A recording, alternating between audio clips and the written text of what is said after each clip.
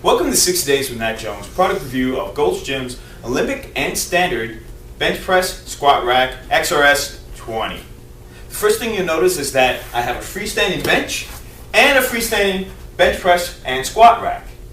This is great because it allows you to do more exercises. The freestanding bench press and squat rack holds up to 310 pounds. That's at least what the manufacturer says. So I've got 300 pounds on this. I'm going to give it a little shake. And you see it's pretty solid, right? It has 9 positions that you can move it up to, holes in the back. It also has weight racks in the back. Just to show you. So you can store your weights. Other thing that it has, which I consider a lifesaver for anybody who's working out at home by themselves, are these self-spotters. I'll talk about that in a second. The self-spotter is a great accessory to the freestanding bench press and squat rack. It works like this.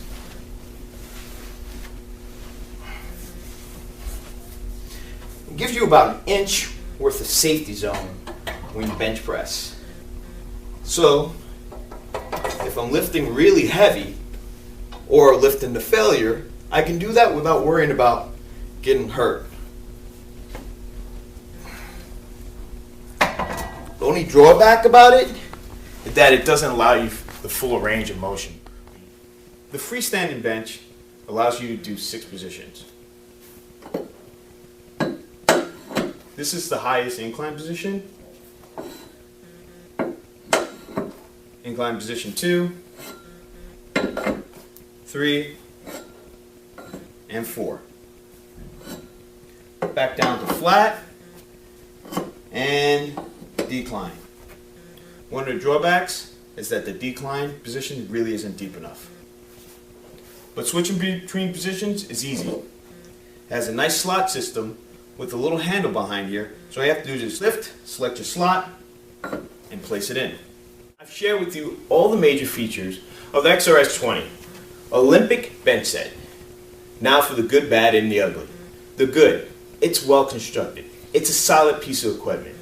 The other thing I like about it, that for the price point, you get 2 great pieces of equipment, and it's relatively economical compared to other bench sets out there.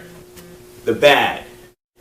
What I can't stand is when I'm changing positions between bench and squat and levels in between inclines, is that I have to take time to screw it in and screw it out. That's kind of a pain in the ass. The other thing I don't like is these little rubber endings here. Every time I move this thing around, because it doesn't have wheels, they constantly fall off. So that kind of is a pet peeve and drives me a little crazy. The last thing is if you're short, when you lay down on this thing, the bench is pretty high. So your feet won't touch the ground. I'm wearing sneakers right now, and when I don't wear sneakers, my feet have problems touching the ground, and I don't feel very solid my foundation when I'm doing my bench presses. I have to put my feet on the bottom stand here. Despite the minor drawbacks of the XRS 20, I give it 4 stars. It's a solid piece of equipment, and I would recommend it to anyone who wants to buy it. So check out my blog. I'll have some links to where you can actually buy it and see comparative models. Alright guys, thank you for joining me. I will talk to you later.